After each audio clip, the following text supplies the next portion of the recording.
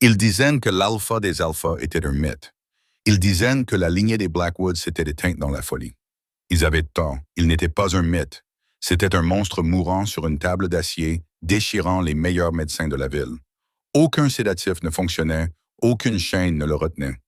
Le monde entier des métamorphes était sur le point de s'effondrer, jusqu'à ce qu'une femme de ménage avec un seau d'eau sale entre dans la pièce. Elle ne s'est pas enfuie. Elle n'a pas crié. Elle s'est contentée de chanter. Et pour la première fois dans l'histoire, le monstre ne s'est pas contenté de s'arrêter. Il s'est incliné. Voici l'histoire de la mélodie qui a mis un roi à genoux. L'odeur du centre médical privé Saint-Jude n'était pas seulement celle de l'antiseptique et de la cire pour sol. C'était celle de la peur. Une peur primitive et brute qui avait le goût du cuivre au fond de la gorge. Sarah Hart ajusta la poignée de son balai, les jointures blanchies. Elle était invisible ici. C'était le but. À 22 ans, avec un compte en banque dans le rouge et un passé qu'elle cachait sous des couches de sweat à capuche trop grand, l'invisibilité était son plus grand atout. Elle n'était que la femme de ménage de nuit de l'aile Est, l'étage réservé où l'élite de la ville se rendait lorsqu'elle avait des accidents dont la police ne devait pas avoir connaissance. Sarah savait qu'ils n'étaient pas humains. Elle le savait depuis qu'elle était enfant et qu'elle avait vu les yeux d'un homme briller d'un éclat doré dans une station de métro, mais elle gardait de la tête baissée. Elle avait besoin de l'assurance maladie. Code noir, chambre 404. Apportez les sangles. Bon sang, le cri brisa le silence stérile du couloir. Le docteur Mercer, chef du service des urgences, passa en courant devant Sarah, sa blouse blanche habituellement immaculée éclaboussée de rouge artériel. Il ne la vit même pas. Il se transforme. Une infirmière hurla au bout du couloir. Le sédatif ne fait pas effet. Il va s'échapper. Sarah se plaqua contre le mur, serrant son seau à balai. Code noir signifiait qu'un alpha perdait le contrôle.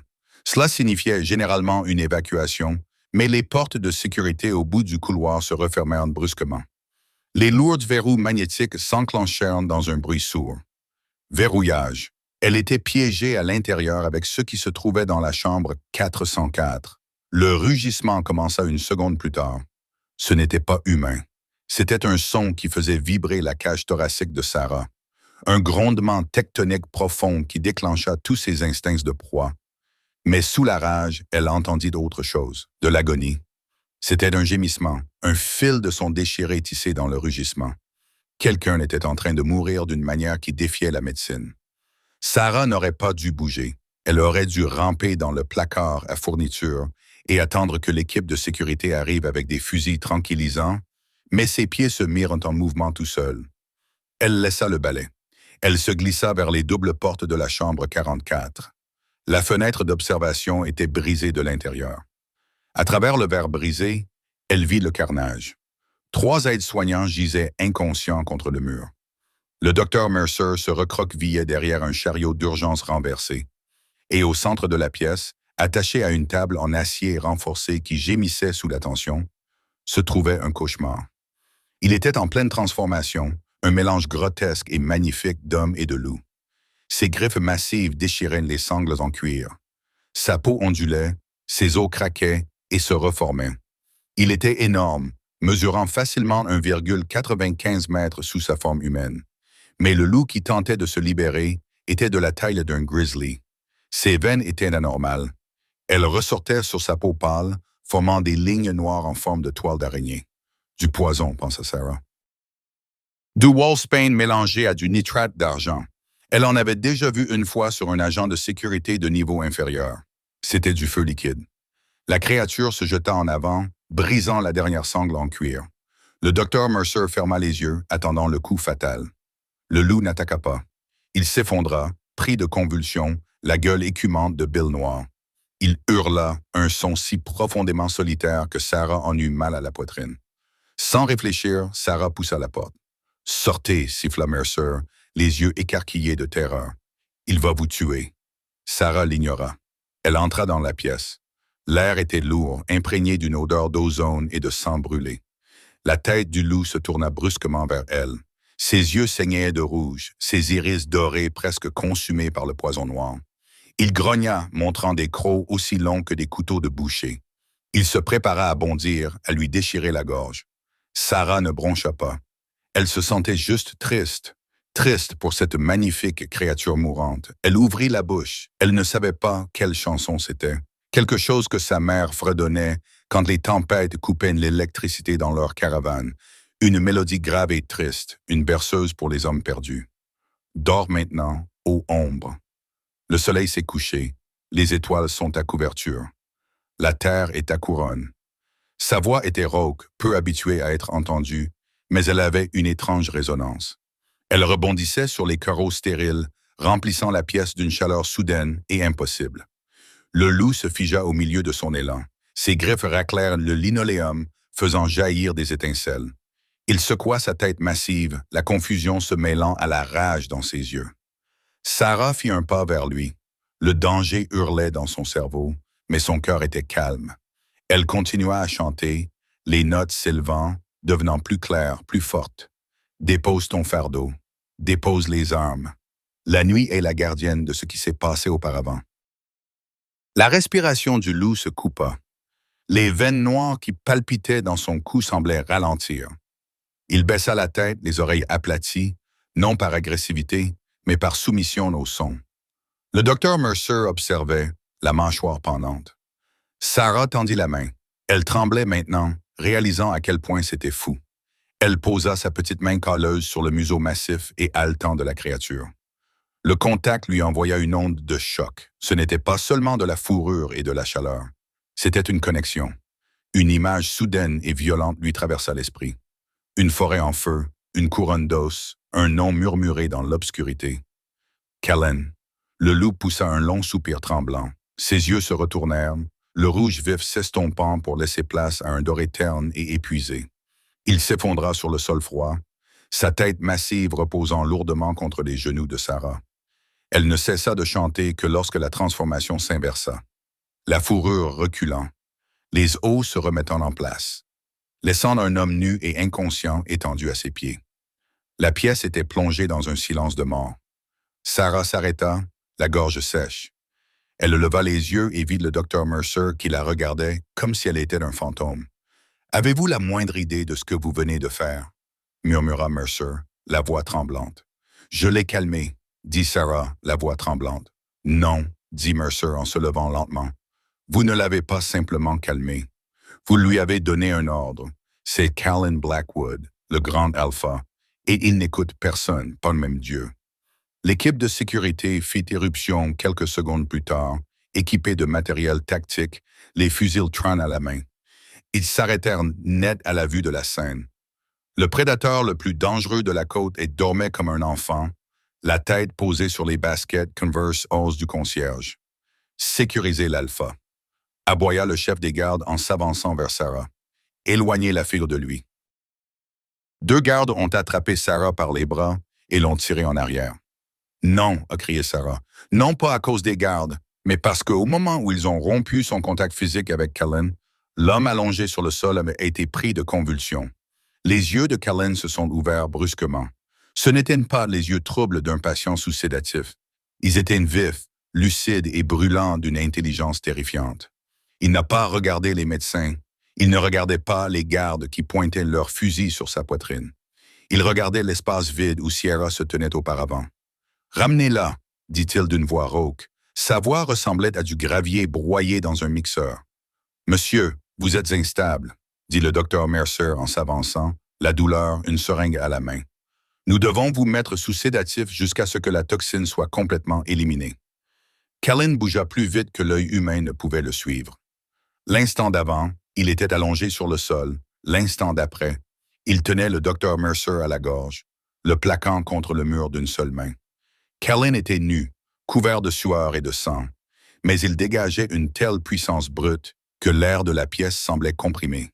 « J'ai dit, » grogna Callen, ses canines s'allongeant, « ramenez-la. » Les gardes hésitèrent, leurs armes tremblantes. Ils connaissaient la hiérarchie. S'ils tiraient sur le grand alpha, leur famille serait pourchassée par le deuil. « Lâchez-la » rugit Callen, le son faisant voler en éclats le verre de l'armoire à pharmacie. Les gardes relâchèrent immédiatement Sarah. Elle trébucha en avant, se frottant les bras meurtris. Callen lâcha le docteur et se tourna vers elle.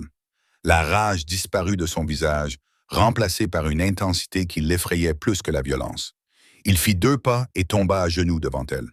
Ce n'était pas un genou de défaite, c'était un genou de révérence. Il saisit ses mains, sa poigne si forte qu'elle lui fit mal. Il pressa son visage contre ses paumes, inspirant profondément, sentant l'eau de Javel, le savon bon marché et sa peur. « Le silence, murmura-t-il contre sa peau. « Tu as apporté le silence, l'homme quoi. »« Je viens de chanter, balbutia Sarah en essayant de se dégager, mais il la retenait fermement. « Ma tête hurle depuis 3 jours, dit Cullen en la regardant. Ses yeux étaient d'un ambre magnifique et perçant.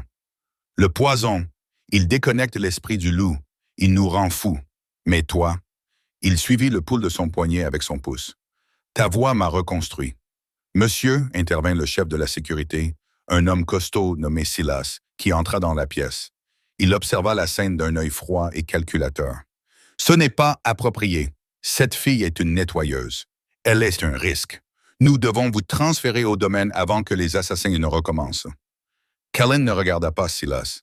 Il garda les yeux rivés sur Sarah. « Comment vous appelez-vous? »« Sarah, murmura-t-elle. « Sarah Hart. Sarah Hart. » Cullen goûta le nom comme s'il le dégustait. « Vous venez avec moi, quoi? »« Non. » Sarah recula, prise de panique. « J'ai un service, j'ai un chat. Je ne peux pas vous suivre. »« Vous avez sauvé le grand Alpha, » dit Silas d'une voix faussement polie. « Vous êtes témoin d'une tentative d'assassinat.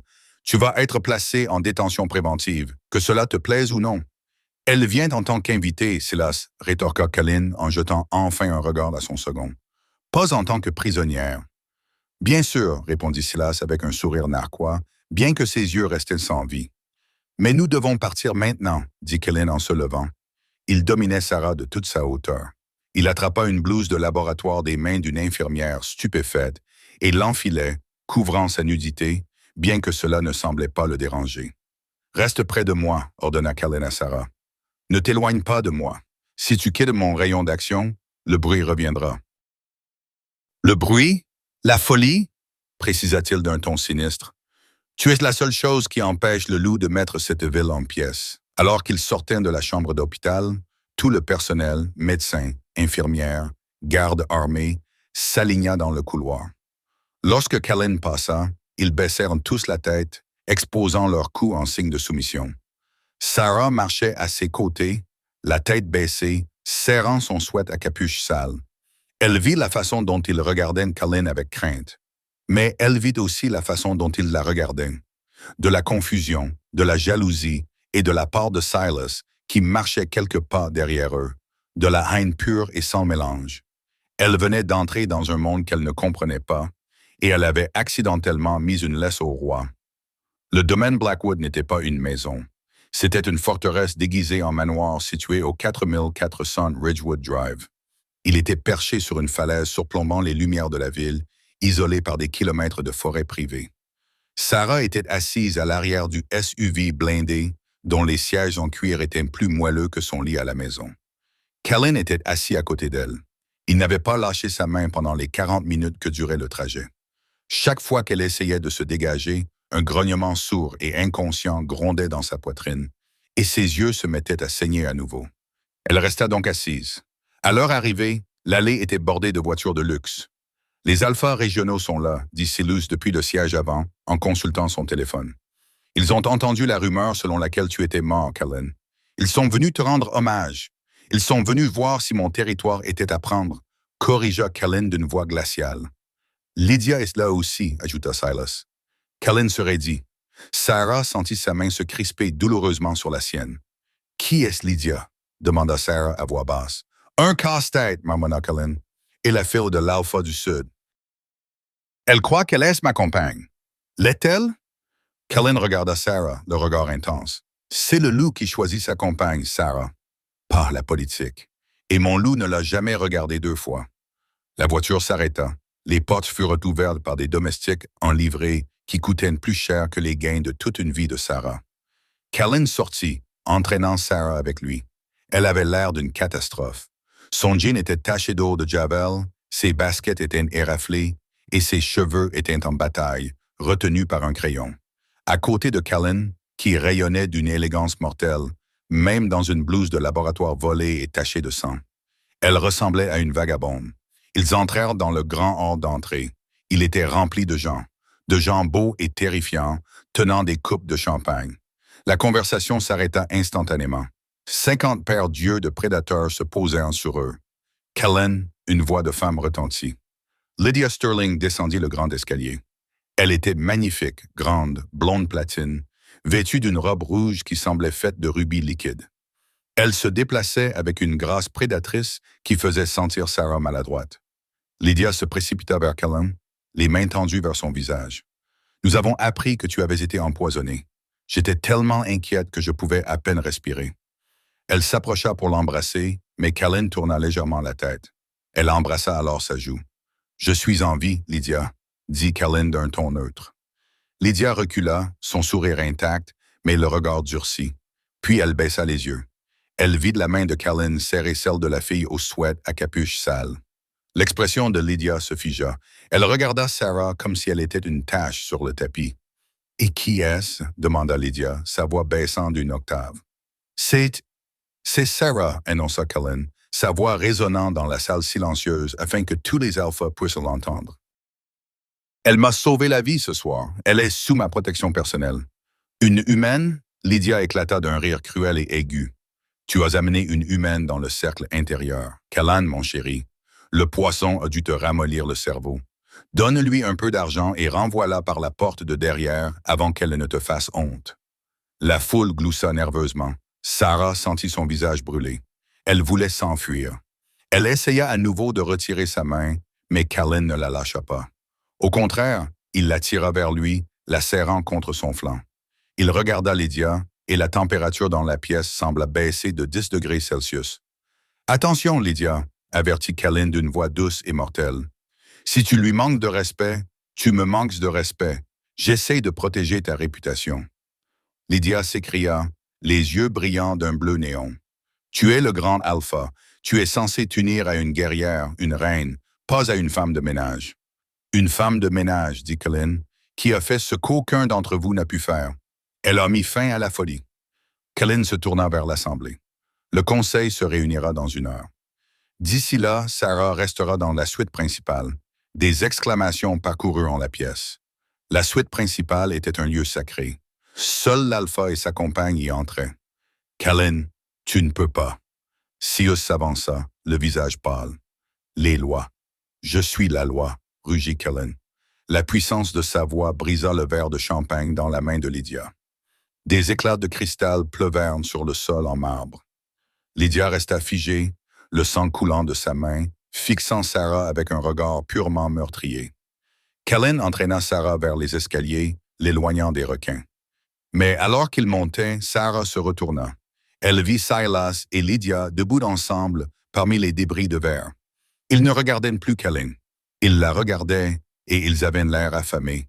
La suite principale était plus grande que tout l'immeuble de Sarah. Des baies vitrées donnaient sur la forêt sombre. Il y avait une cheminée assez grande pour rôtir un cochon et un lit qui ressemblait à un nuage. Kellen verrouilla la lourde porte en chêne et lâcha enfin sa main. Il s'effondra sur le bord du lit, enfouissant son visage dans ses mains. Il tremblait à nouveau. « Ça va ?» demanda Sarah, se tenant près de la porte. « La chanson » gronda Kellen. « J'ai besoin de la chanson. Le poison est toujours dans la moelle. Il riposte. » Sarah hésita. Cet homme était un monstre. C'était un roi. Mais à cet instant, il ressemblait à un garçon brisé. Elle s'approcha et s'assit par terre devant lui. Cette fois, elle ne le toucha pas. Elle se contenta de fredonner. C'était une mélodie différente, plus légère. Clair de lune. Elle ne savait pas pourquoi elle l'avait choisie, mais cela lui semblait juste. Alors qu'elle fredonnait, elle vit la tension quitter ses épaules. Kellen glissa du lit pour s'asseoir par terre en face d'elle. Il regardait sa bouche, hypnotisé. « Où as-tu appris à faire ça ?» demanda-t-il doucement, sa voix retrouvant sa profondeur. « Nulle part, » répondit Sarah en haussant les épaules, s'arrêtant pour reprendre son souffle. « Ma mère disait que j'avais un esprit apaisant. Les animaux m'ont toujours aimé. Les chiens errants, les chats en colère, ils s'arrêtent quand je chante. »« Pas seulement les animaux, » murmura Kellen. Il tendit la main et glissa une mèche de cheveux derrière son oreille. Ses doigts étaient rugueux mais doux. Tu n'as aucune idée de ce que tu es, n'est-ce pas? Je suis concierge, Kalin. Je ne suis personne. Tu es la seule personne dans cette maison qui n'essaie pas de me tuer ou de m'utiliser, dit Kalin. Cela fait de toi la personne la plus importante au monde. On frappa à la porte. Monsieur, appela une voix étouffée. Le dîner est servi dans la grande salle. Le conseil attend. Kalin soupira. Le moment était brisé. Le masque d'Alpha reprit sa place. Je dois descendre. Je dois leur montrer que je suis fort, sinon ils vont détruire cette meute. Je vais rester ici, dit rapidement Sarah. Non, Kalin se leva et la tira pour la mettre debout.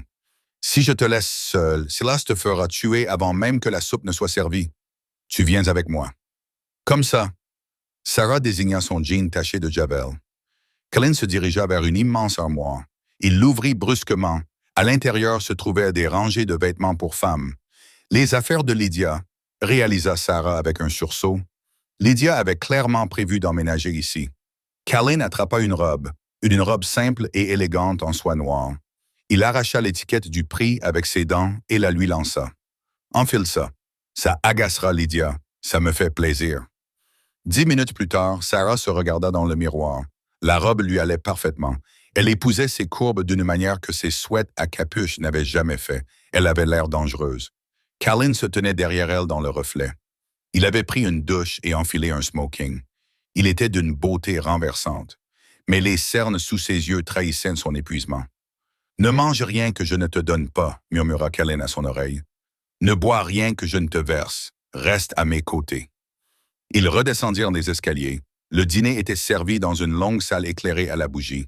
12 alphas régionaux étaient assis à table. Silas était à l'autre bout. Lydia était assise à la droite de Kalin, la place de la compagne. Kalin se dirigea vers le bout de la table. Il tira la chaise à sa gauche pour Sarah. Les jointures de Lydia blanchirent tandis qu'elle agrippait ses couverts.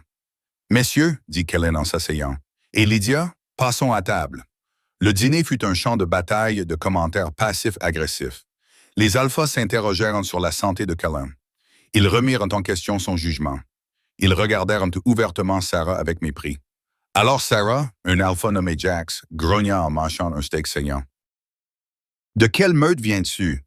Tu sens faible. »« Faible. Elle est humaine. » Lydia ricana en sirotant son vin, une mascotte. « Je viens du Queens, dit Sarah, la voix ferme malgré ses mains tremblantes. Jax rit. « Le Queens. Adorable, Sarah. » Silas prit la parole d'une voix douce. « Tu dois avoir soif. Goûte le vin, s'il te plaît. C'est un millésime de la cave. Très rare. » Un serveur posa un verre de vin rouge foncé devant Sarah. Kalin tendit brusquement la main. Il couvrit le verre. « Elle préfère l'eau, dit Kalin en fixant Silas. Ce n'est que du vin, Alpha. » Silas sourit, mais une goutte de sueur perla sur sa tempe. Kalin souleva le verre. Il le porta à ses propres lèvres. « Non. » Silas se leva, renversant sa chaise. Kalin s'interrompit. « Pourquoi cette panique? »« Silas, y a-t-il quelque chose dans ce millésime que je devrais savoir? » La pièce devint silencieuse. Les autres alphas regardèrent Kalin, puis Silas. « C'est trop fort pour un humain, » balbutia Silas. « Je vais tenter le coup, » dit Kalin. Il prit une gorgée. Il avala. Il attendit. Rien ne se passa. Kalin sourit. Délicieux. « Tu as raison, Silas. C'est rare. » Il poussa le verre vers Sarah. « C'est sans danger. » Sarah prit le verre. Elle était assoiffée. Elle but une longue gorgée. Le vin était doux, lourd et délicieux. 10 minutes plus tard, tout commença. Ce n'était pas Kalin. C'était Sarah. Sa gorge commença à la démanger, puis à la brûler, puis à se fermer. Elle laissa tomber sa fourchette et se gratta le cou. Sarah. Kalin se retourna, l'alarme clignotant dans ses yeux. Elle essaya de parler, mais aucun son ne sortit. Sa voix, la voix qui avait apprivoisé la bête, avait disparu. « Qu'est-ce que tu as fait? » rugit Kalin en renversant la lourde table en chêne. Les assiettes et les bougies s'écrasèrent sur le sol. Il se précipita à travers le désordre et attrapa Silas par le col. « Ce n'était pas le vin! » hurla Silas terrifié. « Je te jure que c'était de le verre! » La voix de Lydia trancha le chaos. Elle se tenait près de la fenêtre, souriante. Le poison de contact était sur le bord du verre, Kalin, pas dans le vin. Sarah tomba au sol, haletant pour respirer. Sa vision se brouilla. Elle leva les yeux et vit Kalin relâcher Silas. L'alpha se tourna vers Lydia, ses yeux devenant instantanément noirs. « Tu lui as pris sa voix, grogna Cullen. La parole humaine lui fait défaut.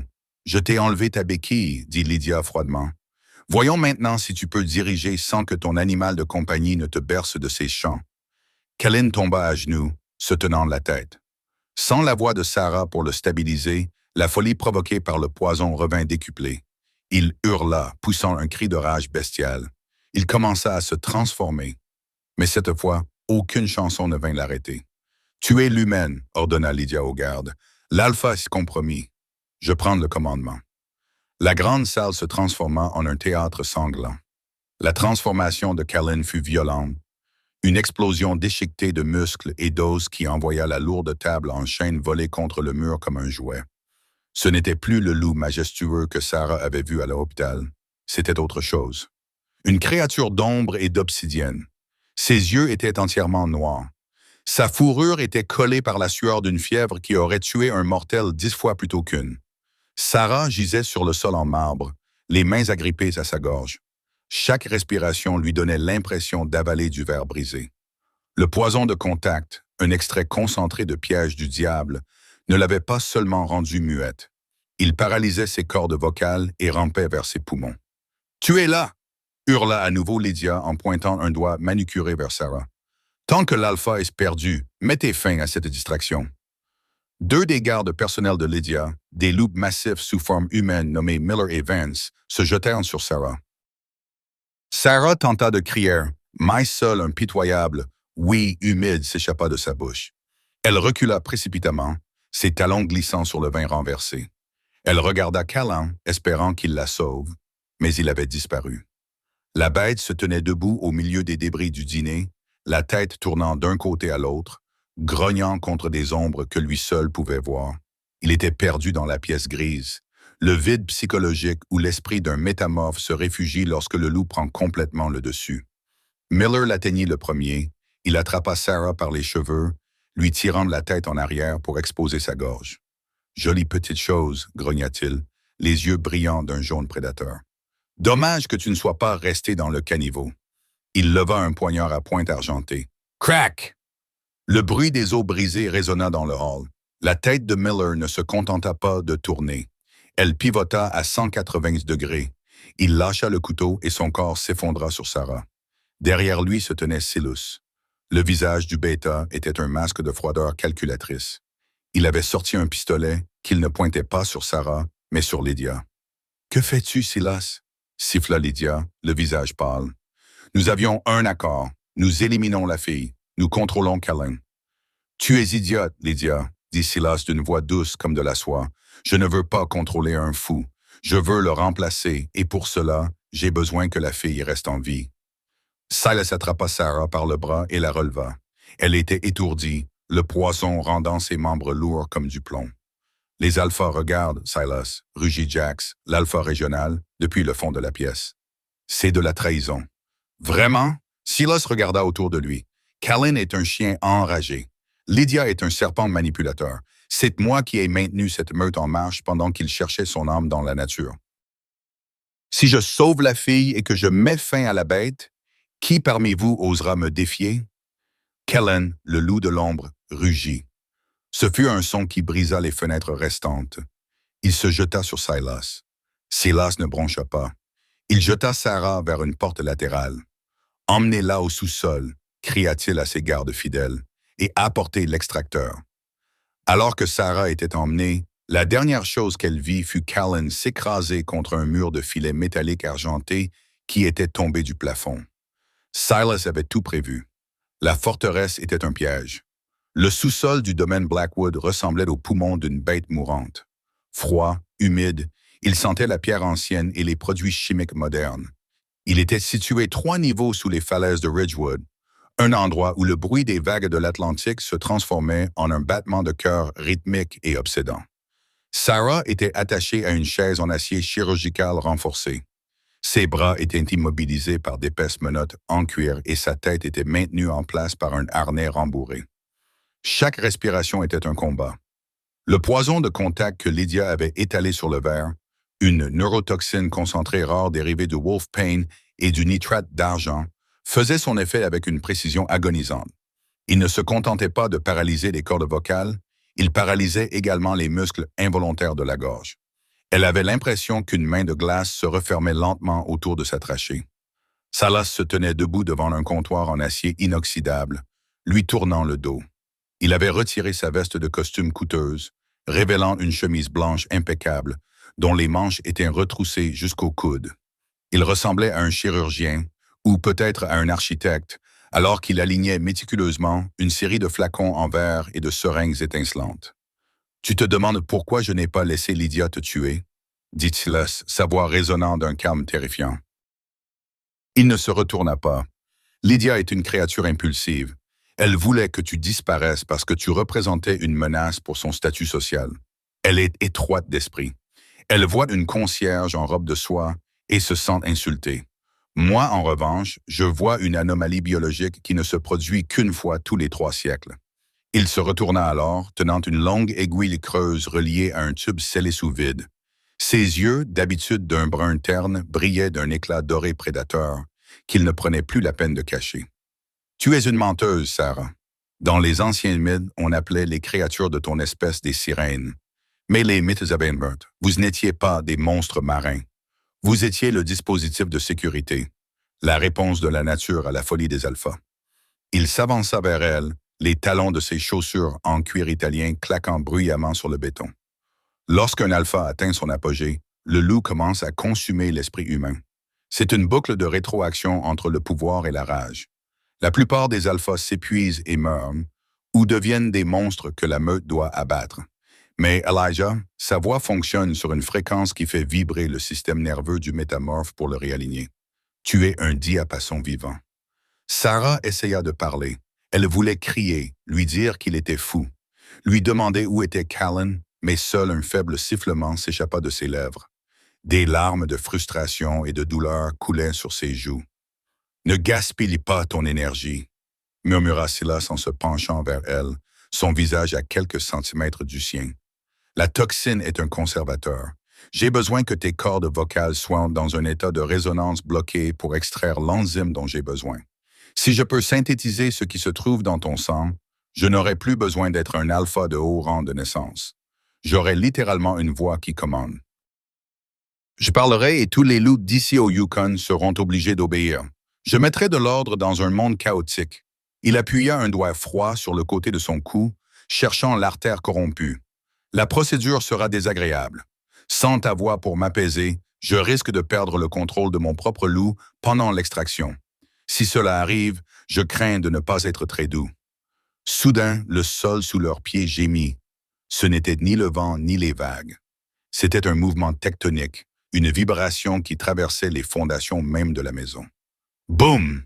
Silas se figea. Il pencha la tête, les oreilles frétillantes. Boum! Boum! Impossible! Siffla Silas. Le filet argenté était équipé d'une décharge de 10 000 volts. Il aurait dû être réduit en cendres. Sarah le sentit. Ce n'était donc pas seulement une vibration. C'était une attraction. Quelque part dans l'obscurité, sous les lourds étages du manoir. Callan était réveillée. Elle pouvait sentir sa rage. C'était une pulsation brûlante et irrégulière dans son esprit, comme un phare dans le brouillard. Il ne se battait pas seulement pour sa vie. Il suivait son odeur à travers la folie. Callan, pensa-t-elle en fermant les yeux. Elle mit toute la force qui lui restait dans l'image mentale qu'elle avait de lui. Je suis ici, sous la pierre, dans l'obscurité. Miller Vance. Silas rugit en direction de la lourde porte en acier. Allez vers le périmètre. Il est dans les conduites d'aération. Les 2 gardes devant la porte eurent à peine le temps de grogner avant que la plaque d'acier ne soit frappée avec la force d'un boulet de démolition. Les charnières renforcées ne se contentèrent pas de se briser. Elles furent arrachées. La porte vola dans la pièce, roula sur le sol et réduisit le matériel de laboratoire en poussière scintillante. Callan se tenait dans l'ouverture déchiquetée. Il était à peine reconnaissable en tant qu'humain. Son smoking était en lambeaux. Sa peau était couverte de brûlures argentées, suintantes, qui brillaient d'une faible lumière violette et furieuse. Ses yeux n'étaient plus ambrés. Ils étaient d'un noir terrifiant, semblable à un vide. le signe d'un loup qui avait complètement pris le dessus sur l'homme. Du sang coulait de ses griffes, tachant le sol. Il ne rugit pas. Il ne grogna pas. Il se contenta de regarder Silas et l'air dans la pièce devint si froid que le souffle de Sarah se transforma en nuage visible. « Alpha !» dit Silas, la voix tremblante, en se plaçant derrière la chaise de Sarah et en approchant l'aiguille de sa gorge. « Un pas de plus et j'injecte le conservateur. Cela arrêtera son cœur en quelques secondes. Tu auras ton silence, Callan, mais ce sera le silence de la tombe. » Le loup fantomatique qu'était Callan s'arrêta, la poitrine haletante, ses poumons aspirant l'odeur de la pièce, les produits chimiques, le sang et la terreur de Sarah. Il regarda Sarah, et pendant une fraction de seconde, le noir de ses yeux vacilla. Une lueur ambrée réapparut, remplie d'une agonie insupportable. « Fais-le !» La voix de Callan était un gémissement guttural. Il luttait contre le loup de toutes ses forces. « Sarah, chante !» Sarah le regarda. Elle vit la fumée s'élever de sa peau brûlée et argentée. Elle vit ses muscles se contracter, ses os essayer de se transformer complètement, tandis que le poison argenté luttait pour le maintenir humain. Il était en enfer. Elle regarda l'aiguille sur sa gorge. Elle regarda les yeux paniqués et avides de Silas. Elle comprit alors que sa voix n'était pas seulement un don à utiliser pour se protéger. C'était un pont. Elle n'essaya pas de former des mots. Elle n'essaya pas de chanter la berceuse. Le poison était trop épais pour cela. Au lieu de cela, elle prit de la douleur dans sa gorge, la brûlure, la paralysie, la peur, et elle poussa tout cela en une seule note désespérée. Elle força ses poumons à se dilater, défiant la paralysie. Elle sentit quelque chose se briser dans sa gorge, une sensation physique d'une barrière qui se brisait. Un son jaillit d'elle. Ce n'était pas un son humain. C'était une fréquence aiguë et perçante qui brisa toutes les fioles en verre de la pièce. C'était une note de pure et authentique défiance. Elle portait le poids de chaque sol qu'elle avait frotté, de chaque fois qu'elle avait été ignorée, et de chaque parcelle d'amour qu'elle ressentait pour le roi brisé qui se tenait dans l'embrasure de la porte. Le son frappa Silas comme un coup physique. Il hurla, laissant tomber l'aiguille et se couvrant les oreilles, alors que du sang commençait à couler de son nez. La fréquence était un anathème pour son âme perfide. Mais pour Callan, ce son était comme de l'eau dans le désert. Le vide noir dans ses yeux se brisa. La lumière ambrée revint, plus brillante que jamais, rayonnant avec la puissance de 1000 soleils. Les brûlures argentées sur sa peau commencèrent à fumer et à se refermer. Le poison était expulsé de force de ses pattes par la simple résonance de sa voix. Callan bondit. Il ne se transforma pas en loup. Il se déplaça comme un homme, mais avec la vitesse d'un dieu. Il attrapa Silas à la gorge avant même que celui-ci n'ait eu le temps de crier. D'un mouvement fluide, il projeta Silas contre le mur de pierre, l'impact fissurant la maçonnerie. « Tu as essayé de lui voler sa maison, » grogna Callan, sa voix désormais claire et terriblement grave. « Tu as essayé de transformer sa lumière en ton ombre. » Callan ne le tua pas. Pas encore. Il laissa tomber le bêta brisé sur le sol et se tourna vers Sarah. D'un geste doux qui contrastait avec la violence qu'il venait de commettre, Callan arracha les liens de cuir de ses poignets et de ses chevilles comme s'ils étaient faits de papier mouillé. Il la tira de la chaise et la serra contre sa poitrine. Sarah s'affaissa contre lui, la voix complètement épuisée, la gorge en lambeaux, mais l'air était pur.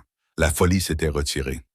« Je t'ai entendu », murmura Callan dans ses cheveux, son cœur battant à un rythme régulier et puissant contre son oreille. À travers l'argent, à travers l'obscurité, je t'ai entendu.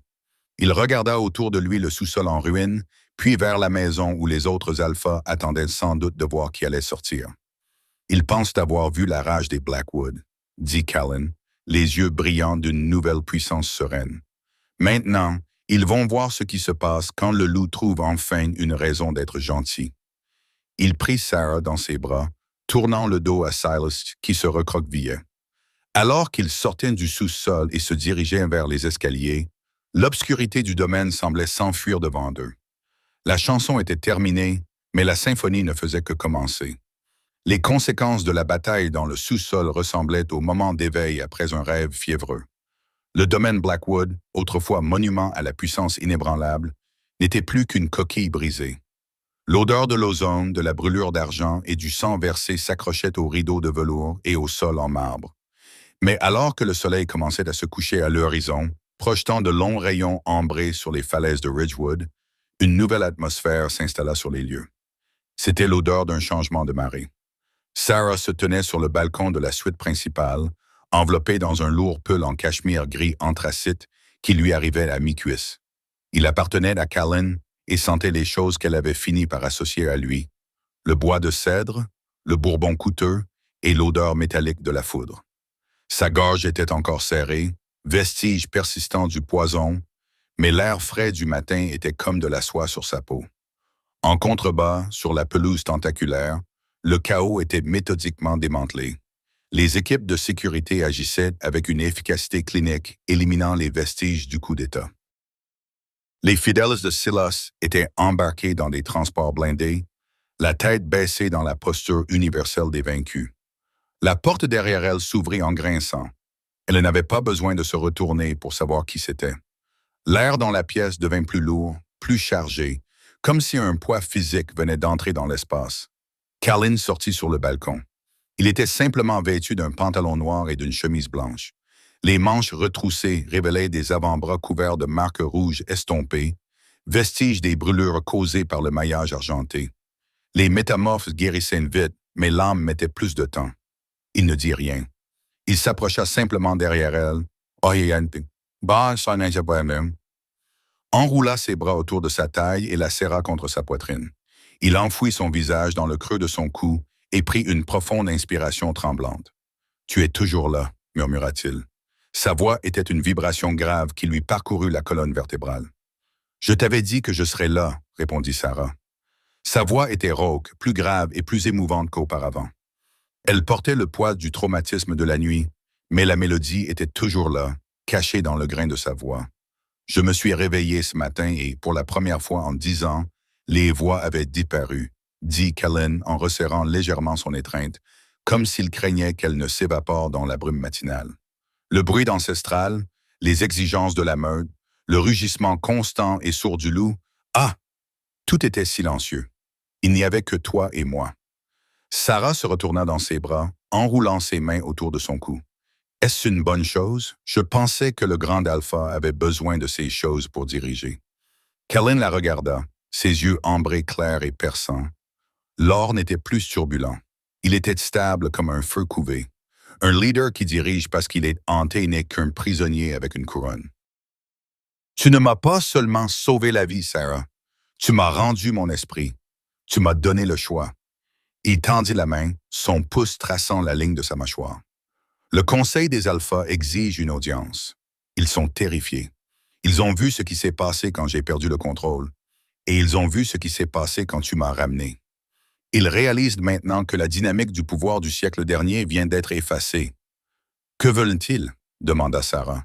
« Ils veulent savoir s'ils ont un roi à servir ou un dieu à craindre » répondit Callan d'un ton sombre. « Et ils veulent savoir qui tu es.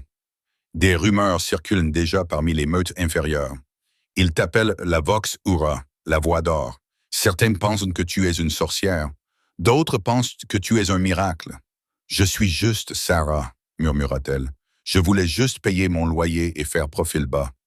Cette vie n'existe plus, dit Callan, son expression s'adoucissant avec une touche de tristesse. Je te l'ai enlevée dès l'instant où je t'ai demandé ta main dans cet hôpital. Je ne peux pas te rendre ton anonymat. Mais je peux te donner tout le reste. Il la laissa entrer dans la pièce où un grand bureau en acajou sculpté avait été débarrassé de ses cartes et registres habituels. Il y avait dessus un seul livre usé, relié de cuir craquelé. « J'ai passé la nuit dans les archives », expliqua Callan. « Ma famille conserve des archives depuis l'époque des Red Vikings. Il y a des histoires, Sarah, des histoires de femmes comme toi, les Lija. Elles n'étaient pas seulement des chanteuses, elles étaient des ancres. Autrefois, chaque grand alpha avait une chanteuse de l'âme. Ce n'était pas un lien romantique, c'était une nécessité biologique. Sans la chanteuse, le loup finissait par consumer l'homme. La lignée s'est éteinte parce que les alphas sont devenus trop avides, trop violents. Ils ont essayé d'enfermer les chanteuses et la musique a disparu. Il la regarda avec une intensité qui lui coupa le souffle. « Je ne t'enfermerai pas, Sarah. Je ne transformerai pas ton don en une arme pour le nom des Blackwood. Alors que faisons-nous? Nous changeons le monde, dit-il simplement. Cullen prit une petite boîte doublée de velours sur le bureau. Il ne s'agenouilla pas. Il n'en avait pas besoin. La façon dont il la regardait était une soumission plus profonde que n'importe quel geste. Il l'ouvrit pour révéler une bague sculptée dans un seul morceau de saphir étoilé brillant d'une lumière éthérée. Les alphas attendent dans la grande salle. Cullen dit, « Ils s'attendent à ce que j'entre là-bas et que j'exécute Silas et Lydia. Ils s'attendent à ce que j'exige leur loyauté par le sang. Mais je veux faire autre chose. Je veux leur montrer que l'ère des monstres est révolue. » Il prit sa main et glissa la bague à son doigt. Elle était froide au début, puis se réchauffa instantanément, vibrant contre sa peau. « Marche avec moi, dit-il, pas derrière moi, pas comme ma pupille ou mon animal de compagnie. Marche à mes côtés comme l'égal du grand alpha. Son cœur, son foyer. » Sarah prit une profonde inspiration et redressa les épaules. La jeune fille timide, vêtue d'un sweat à capuche trop grand, avait disparu, ensevelie sous le poids de la robe en soie qu'elle portait désormais et le pouvoir qu'elle avait découvert dans ses propres poumons. « Allons-y. » Ils descendirent ensemble le grand escalier. La grande salle était bondée. Tous les chefs régionaux, tous les bêtas de haut rang et tous les survivants de la purge de la nuit précédente étaient là. L'air était chargé de l'odeur de la sueur nerveuse et de l'agressivité refoulée. Lorsque Cullen et Sarah entrèrent, la salle se tut. C'était un silence né d'un choc pur et simple. Cullen ne se dirigea pas vers le trône au fond de la salle. Il s'arrêta au centre de la pièce, debout parmi son peuple. « Vous savez tous ce qui s'est passé, » déclara Cullen d'une voix qui résonnait avec une autorité naturelle qui ne nécessitait aucun cri. « Vous savez qu'un acte de trahison a été commis. Vous savez que Silas et Lydia ont cherché à utiliser les ténèbres qui m'habitent pour déchirer cette meute. » Il regarda Jax, l'alpha du Sud, qui se tenait à l'avant. « Vous vous attendez à des exécutions. Vous vous attendez à une purge. » Cullen tendit la main et prit celle de Sarah, la levant afin que toute la salle puisse voir le saphir étoilé. « Il n'y aura plus de sang versé aujourd'hui, » annonça Cullen. « La lignée Blackwood a été définie par sa rage pendant 500 ans. Cela prend fin aujourd'hui. Sarah Hart n'est pas une invitée humaine. Elle est la compagne du grand alpha et la voix de la meute. Sa parole est mon ordre. Sa sécurité est la priorité absolue de la meute. Si certains d'entre vous pensent qu'elle est faible parce qu'elle est humaine, je vous invite à vous rappeler qui a arrêté le loup noir alors qu'il était prêt à tous vous tuer. » Un murmure s'éleva, mais ce n'était pas un murmure de désaccord. C'était un murmure d'admiration. Sarah sentit les regards posés sur elle, des centaines de regards. Elle ne recula pas. Elle fit un pas en avant, lâchant la main de Cullen un instant. Elle regarda les visages des hommes et des femmes qui avaient passé leur vie dans un cycle de violence et de hiérarchie. Elle ouvrit la bouche. Cette fois, elle ne chanta pas de berceuse. Elle chanta une chanson de force, un hymne puissant et ascendant qui parlait de nouveaux départs et de la force que l'on trouve dans la paix. Sa voix emplit la salle, vibrant dans les poutres, résonnant dans les os mêmes de chaque métamorphe présent. C'était une fréquence d'unité. Un par un, à commencer par Jax, les alphas commencèrent à s'incliner, non par peur, mais par une profonde reconnaissance qui venait du fond de leur âme. Ils ne s'inclinaient pas seulement devant Cullen, ils s'inclinaient devant la mélodie qui avait enfin apporté la paix à leur monde agité. Cullen la regardait, le visage rayonnant d'une fierté aussi éclatante que le soleil qui filtrait à travers les fenêtres. Il avait trouvé son alpha, il avait trouvé son foyer. Et alors que la dernière note de la chanson de Sarah s'évanouissait dans l'air, le silence qui suivit n'était pas celui d'une tombe. C'était le silence d'une nouvelle aube. Le monstre avait disparu. Le roi avait été revendiqué, et le monde des loups ne serait plus jamais le même. Et c'est ainsi que la jeune fille qui nettoyait autrefois les sols d'un hôpital devint la reine de la plus grande meute d'Amérique du Nord. Sarah et Cullen disparurent dans la nature, laissant derrière eux un monde de politique et de sang pour une vie de paix. Mais la légende raconte que lors des nuits les plus calmes dans les montagnes, si vous écoutez attentivement, vous pouvez entendre une mélodie dans le vent. Une chanson qui rappelle à tous les loups qui l'entendent que même le cœur le plus féroce peut être ramené à la maison par une seule belle voix. Si cette histoire vous a ému, n'oubliez pas de cliquer sur le bouton « J'aime » et de vous abonner pour découvrir d'autres récits sur les âmes sœurs et les drames surnaturels. Que feriez-vous si votre voix avait un tel pouvoir? Faites-le nous savoir dans les commentaires ci-dessous. Partagez cette vidéo avec vos amis amateurs de romance et cliquez sur l'icône en forme de cloche pour ne manquer aucune nouvelle histoire. À la prochaine, continuez à écouter.